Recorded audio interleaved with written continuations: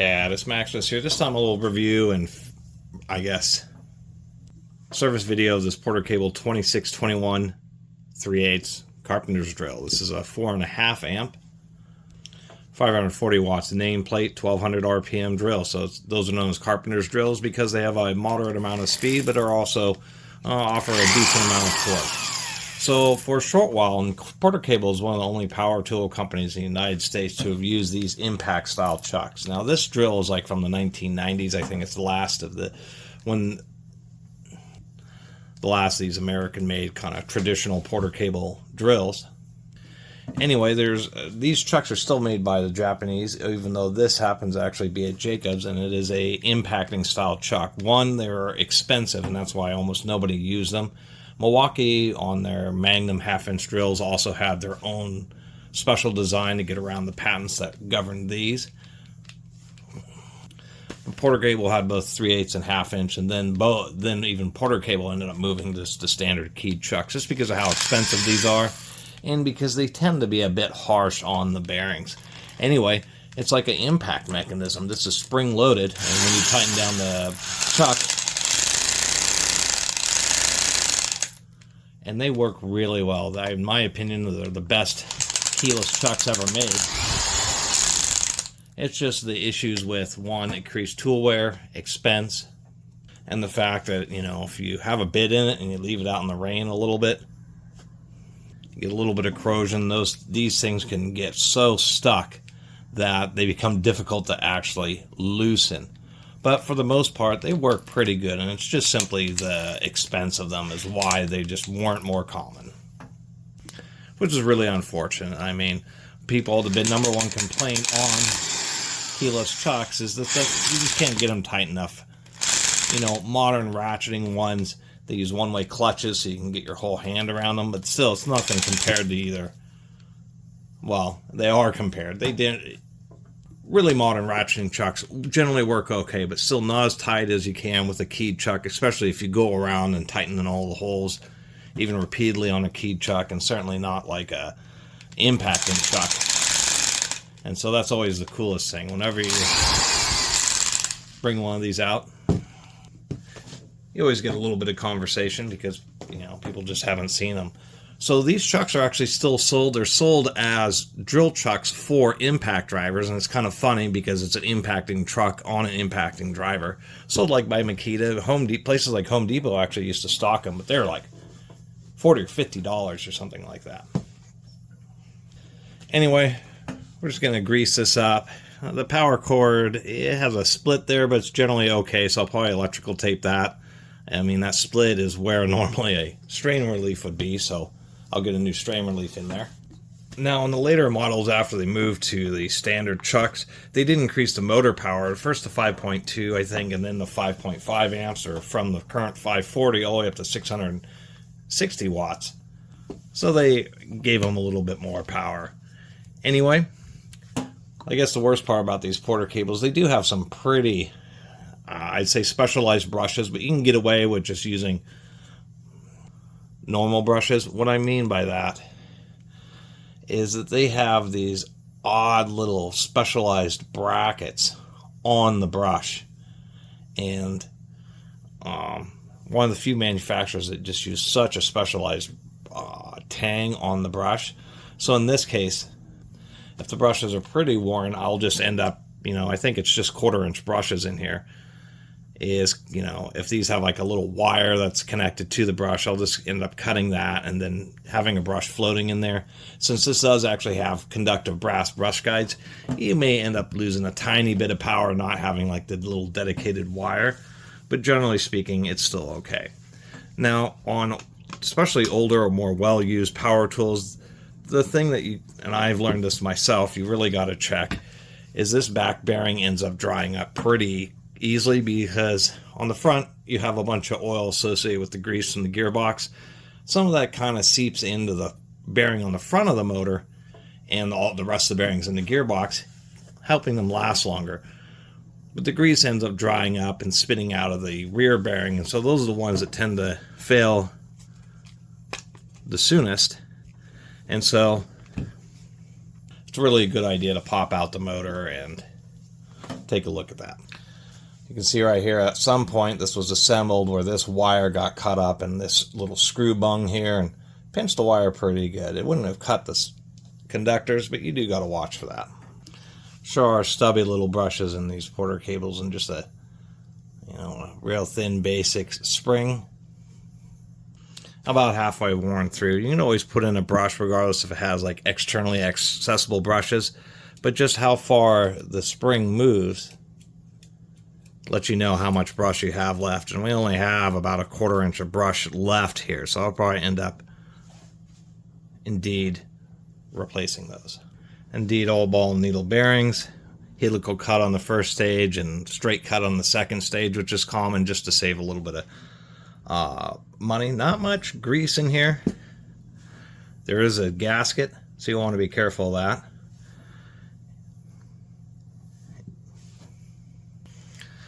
And the gears that you want to closely inspect are going to be these, you know, the number one gear to wear out is what's on the end of the motor, and that looks pretty good. And then, of course, the second one, it's always going to be the smaller of the gears on these reduction stages, because that's where the leverage is really occurring, is the difference in size. This has less teeth, obviously, than this, so under any given load, these teeth are going to end up wearing more quickly, and so those are the ones that you end up needing to inspect. And you can tell if it's really worn, because it'll be a notch from where the teeth have been running.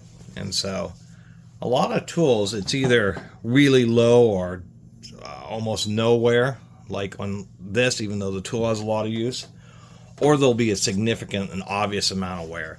And once you kind of get to the obvious point where there is a lip and you can easily see that the teeth are really sharp and have gotten thinned out, they will start wearing out faster after that point, just because, you know, as soon as they start wearing past the little flats on the top of the teeth, then the tooth starts getting a little bit shorter, kind of accelerating the wear.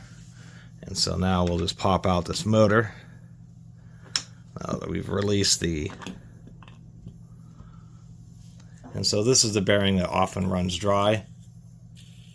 This one, I could probably get away with just putting a little bit of extra grease in. It's an Indonesian NSK bearing. It's not a bad bearing.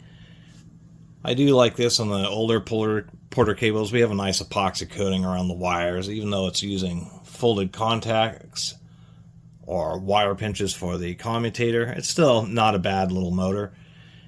Surprising how small it is, considering that it has, you know, about 1/2 horsepower, 540 watts. Take a look at the commutator. Make sure there isn't any black portions or anywhere that it looks like it may have a burned out segment. But this epoxy coating just adds a lot of extra protection and solidity to the wire, although very few power tools, even by the big professional brands, do this anymore, unless it's like a rotary hammer or maybe an angle grinder, just because they found it didn't really make a difference. It wasn't necessary.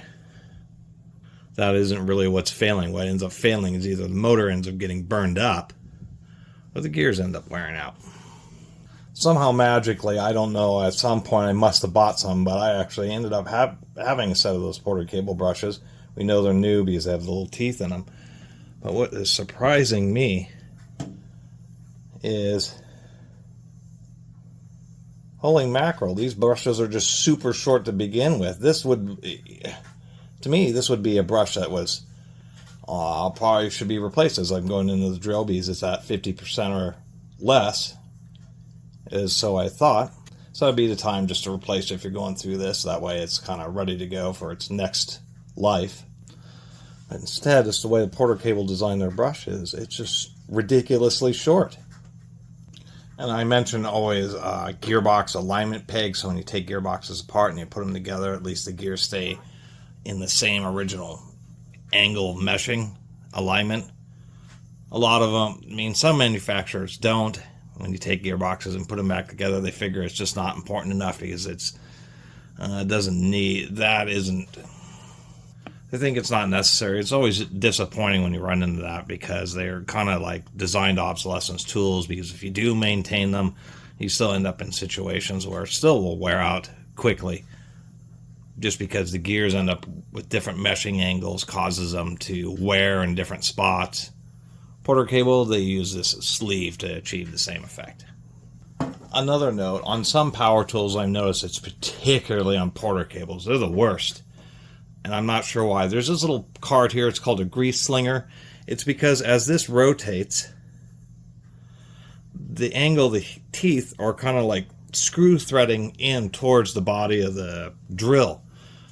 If you put a lot of grease in here, they actually act as a pump. It's a ramp, and so it's pushing the grease towards the motor. That little cardboard thing, the idea is when it hits that, it kind of slings it out. Grease still ends up getting past it, gets into the fan, and then slings just a bunch of grease right out of the fan. And it's always been the worst with porter cables. Brands like Milwaukee pay attention to that, and depending on what direction the motor's turning, they'll appropriately angle the helical teeth so that they push forward, so any grease that gets in there, instead of trying to being pumped out of the drill motor, gets pushed back into the gear case. Almost got her reassembled. Always, once again, check for the wire placement, make sure it's actually getting into the little slots that it should be in.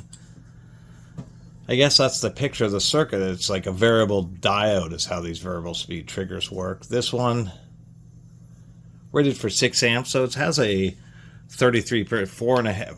I mean, it's a 540 watt tool, 660 watt rated trigger, so it has a nice little overrating to help reduce the chances of it burning out. These burn out the most when you're doing a lot of variable speed work, not just low airflow, but that's when the variable speed circuit's actually active. It almost looks like a little bit of a... Oh, it is a frayed wire. I'm going to have to do something about that. Look at that. It's interesting that wire is so damaged. I don't know how that would have ended up happening in here. Anyway, we do have some pinch terminals, but the power wires actually have screw terminals to make it simpler to replace the power cord.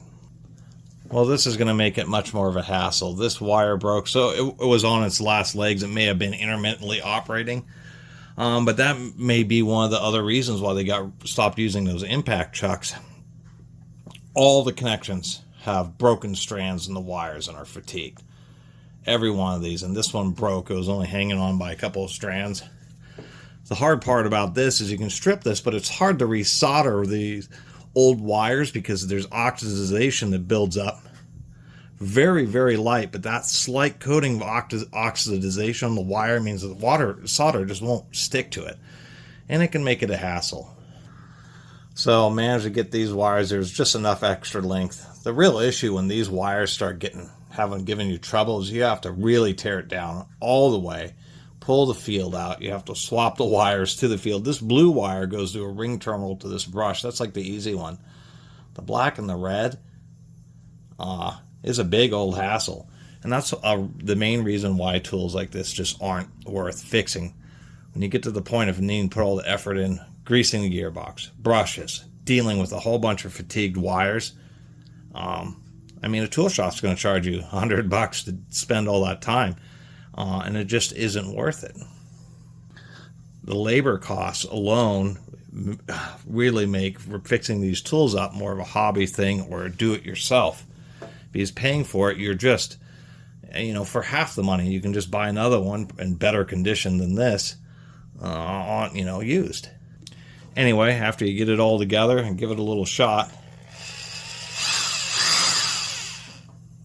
make sure to spend the time. It's nice with the flathead screwdriver just pushing around the wires until you kind of get them all in their little place. And we'll do our normal 1-inch spade bit test here.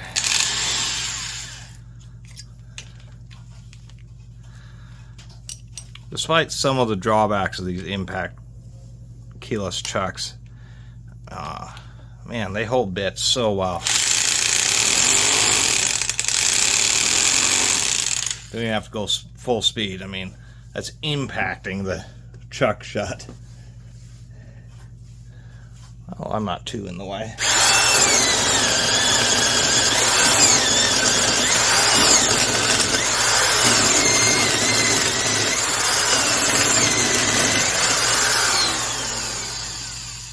Actually, it barely even slows down.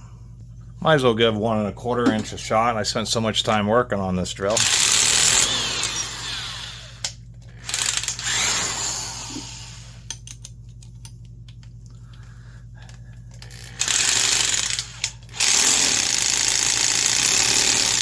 One of the tricks is you grab, since the collar moves this way, you grab and pull it towards the handle, and that gives you a even heavier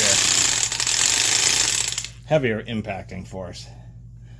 So 1 1/4 inch, 30mm spade bit.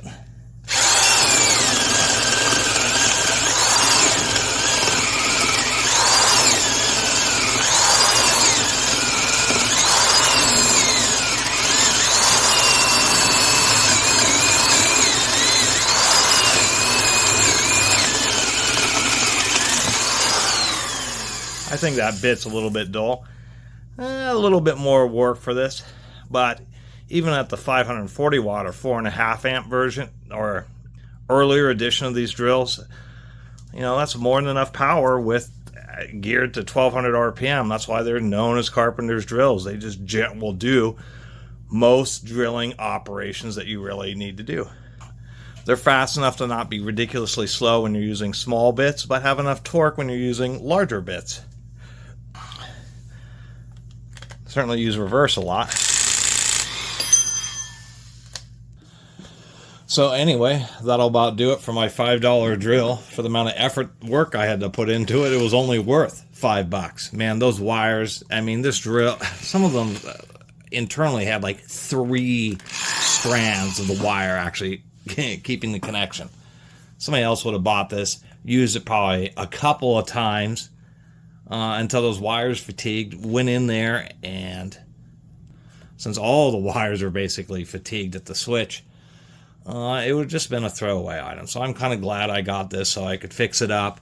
It's cool to have this old one. This patent on this is 4840387, and it's a little funky through the Google search. You'd be better off actually going to the United States Patent and Trademark Office, doing a basic search, basic public search, and just typing in the patent number. That way you can get the actual document and the images. I'm surprised Jacobs got this patent in 1989. So they got it and then started advertising it, and I guess it just on Electric Tools, Porter Cable was one of the only companies that actually decided to go for it on their drills. Everybody else just said, just weren't interested in it. And it's just kind of surprising that now 35 years later, that they're just sold as, you know, with little adapters as drill chucks for use in impact drivers. My understanding after doing some forum searches, there just isn't a lot of information about these impacting chucks, is that there are Jacobs sold a heck of a lot more of them to air tool manufacturers, where the perceived advantages of not having to deal with a chuck key, yet still having a chuck that could grip really well. Plus, air tools tend to be built just a little bit heavier duty. They obviously don't have any wires or any of that kind of stuff where the vibration and impacts are less of an issue. Air tools tend to have larger bearings. So they did find some popularity there, but it's really odd that such a nice chuck design just kind of ended up in the backwaters of tool history, and I can only imagine that it's either, cost or perceived issues or something like that are associated with them that prevent them from catching on. And also, I think the popularity of, cordless drills is one issue where, you may have a fresh battery impact in the chuck. Plus, cordless drills tend to spin a little bit slower, although this is only 1200 RPM. And cordless modern ones are like 2000 in high gear. Is the fact that you want to tighten the bit a lot so it doesn't fall out. You use up some of the battery. Now you don't have enough battery left to actually loosen the chuck, so that would cause frustration. And I suppose that's a similar issue. Electric motors have what's known as a slip angle. It's a timing, just like a car engine. And so when you know, unless it's a special tool, Bosch is really known for it, where when you hit the reverse switch, it actually rotates the brushes. It switches the wiring and physically rotates them so they have the appropriate slip angle or timing, so you get the same amount of power in reverse and forward. Almost all reversible brush power tools. It's not true with brushless, because it's using a computer to control the motor, and so it can just say, give me the same amount of power in either direction.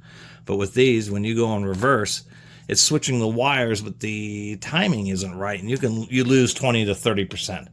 And that's what to expect. You get a lot less power in reverse than you do in forward. Other than that, it's a nice little drill, and I'm actually pretty stoked to have picked it up.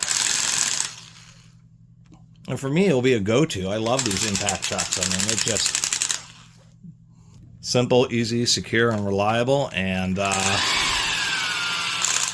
just don't leave them out in the rain to get rusty when they have a bit tightened down in them, because you may never get it out. Now, what I've understood, and I have one, newer ones will actually have a hole in the nose of the chuck, specifically so you can put a rod in there, and that will physically prevent the collar from moving forward.